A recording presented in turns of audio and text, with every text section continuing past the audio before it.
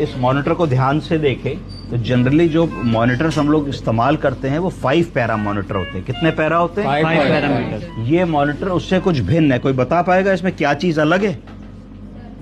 हाँ, ये एक 7 पैरामीटर मॉनिटर है जो हम लोगों को 2 अलग चीजें और पढ़ के बता देता है, एक आर्टीरियल ब्लड प्रेशर और एक सेंट्रल वेनस प्रेशर।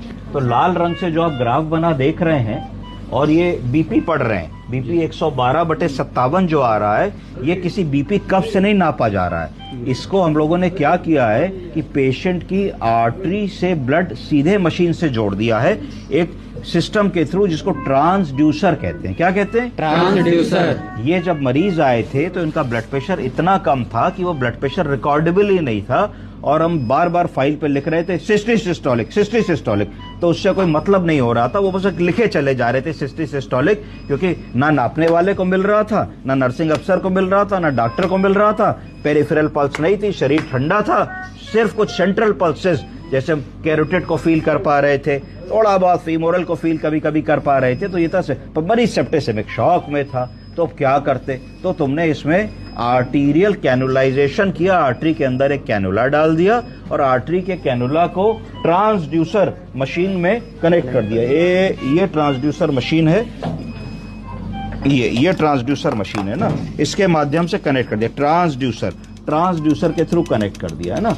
ये प्रेशर को हमने ट्रांसड्यूसर पे एक तरफ से प्रेशर देना पड़ता है, तो इसमें हमने नॉर्मल सलाइन की बोतल लगा करके फ्लूइड को प्रेशर से प्रेशराइज्ड फ्लूइड का एक चैम्बर क्रिएट कर दिया।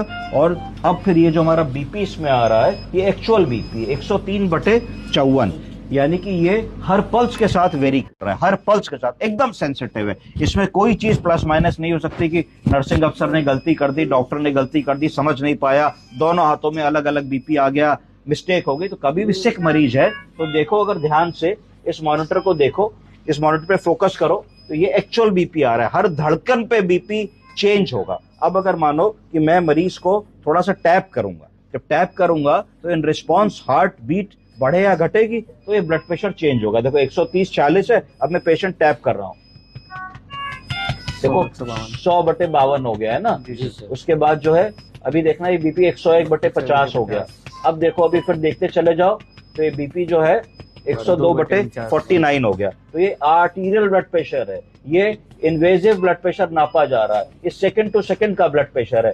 अर्थात इतना स्पेसिफिक है कि मरीज को हर क्षण पे जो एक्चुअल बीपी है वो तक आप देख सकते हैं। तो कभी भी जब मरीज सिक होगा, जब इतना बीमार होगा कि आप उसका 15-15 मिनट पे बीपी या 20-20 मिनट पे बीपी नाप